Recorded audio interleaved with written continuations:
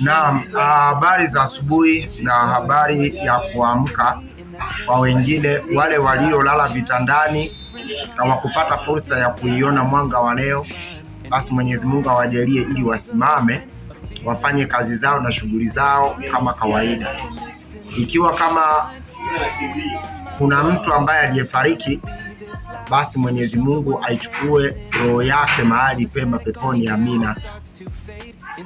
Leo niko na mada ya kuongea kwa sababu ya kumwamini mtu kupitiliza, ili ujue ukimwamini mtu kupitiliza ni dhambi, kwa sababu binadamu sisi tuna mazingira na sehemu zetu ambazo na tuna limit ambazo tumefikia kwa kufikia hatua ya kumwamini mtu. Na usimwambie mtu na usiseme hata siku moja unasema kwamba fulani ndio msiri wangu, yaani kitu changu unaweza ukamwambia huyu. Hiyo ni kosa, ni kosa sana, kwa sababu kuna vitu ambavyo vinatakiwa mtu ufikie na vitu vingine mtu aweze kafikia. Hili kosa linatokea kwa binadamu wengi sana, kufanya kosa ya kusema kwamba namwamini mtu fulani na asijue kwamba amekosea wapi kwa sababu ya kumwamini. Binadamu yoyote ana kitu kinaitwa innocence, ndio kitu ambacho kiko na kila binadamu.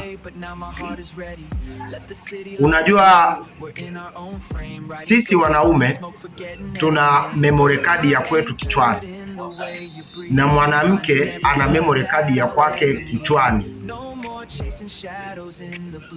Unaweza ukawa mwanaume umemuoa mwanamke, kwa sababu mwanamke, wanawake tunawaheshimu sana, ni mama zetu, lakini angalau kama mkiwa mnajisikia vibaya kwa sababu nikitaja neno mwanamke na mnanichukia, basi nitawaomba samahani, lakini ni kitu ambacho tunataka tuongelee kwa sababu ni fact ya maisha. Inaweza ikawa ni kitu ambacho ni tiba kwako, au isipokuwa tiba, unaweza ukampelekea mtu mwingine video hii ikamsaidia.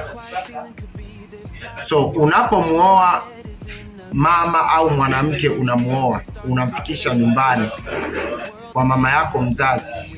Safari ya kwanza kutia mguu kwenu, mama yako mzazi akitamka kitu ya kusema kwamba huyu mwanamke ametuletea ni mfupi, hiyo ni kosa kubwa sana, na hicho kitu kinakaa kwenye memory card ya mke wako mpaka anazeeka. Hatuwezi kusahau hilo neno. Mtu yoyote akiongea neno baya na bado ameingia biharusi, hicho kitu mwanamke anakaa nacho kichwani mpaka kufa. Iwe mmesema neno kwa wema, kwa uzuri, wala kwa ubaya, akitokaji kichwani ya mwanamke. Na hivyo ndio ilivyo memory card ya mwanamke. Mwanaume tuna tabia sisi za kusahau. Mwanaume unaweza kufanya kitu fulani dakika 2 na ukakisahau.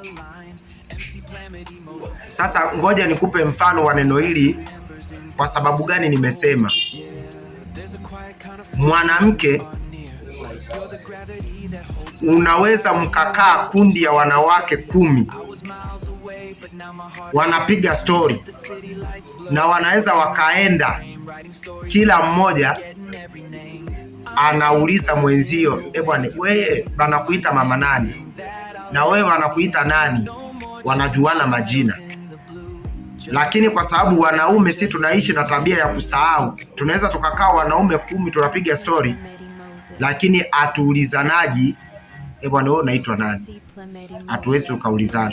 Wala ukisikia mwanaume yote akisema kwamba kwenye mada ambayo mmekutana na wanaume akasema, bwana wewe ni wa kabila gani, au wewe miaka yako una miaka mingapi, wanaume wote wanatawanika, kwa sababu atamwona yule mwanaume ameleta mada ya kijinga.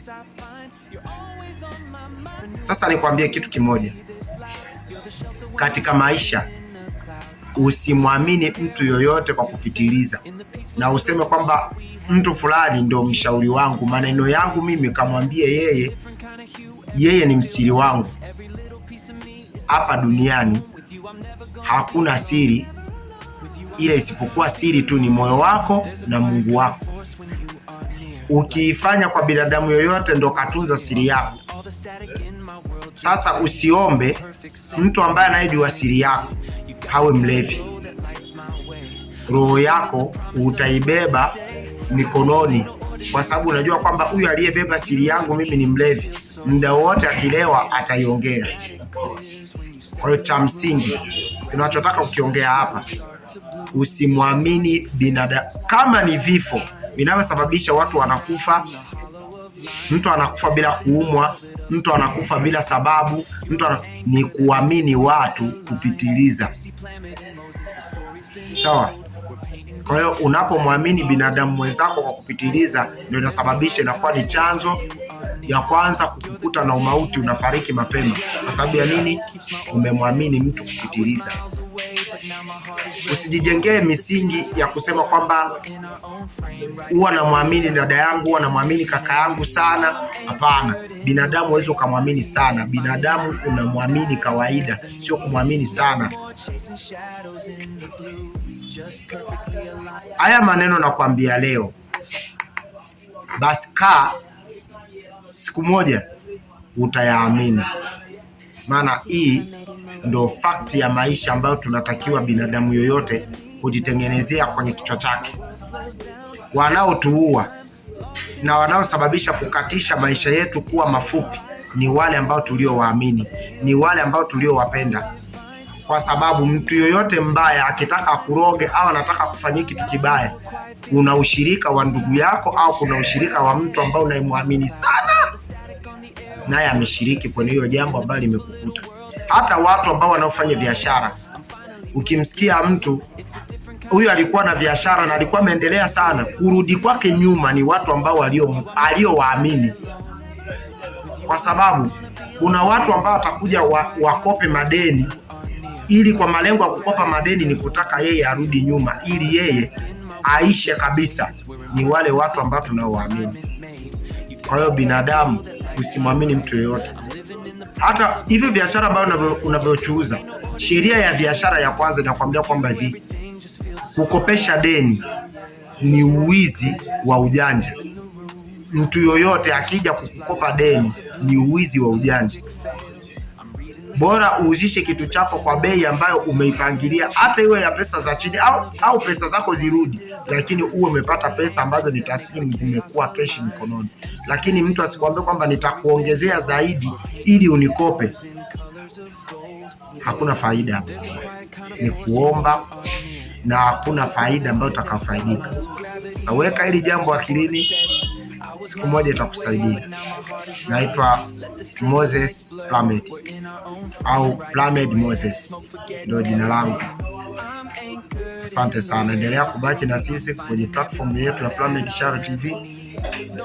Tuko pamoja.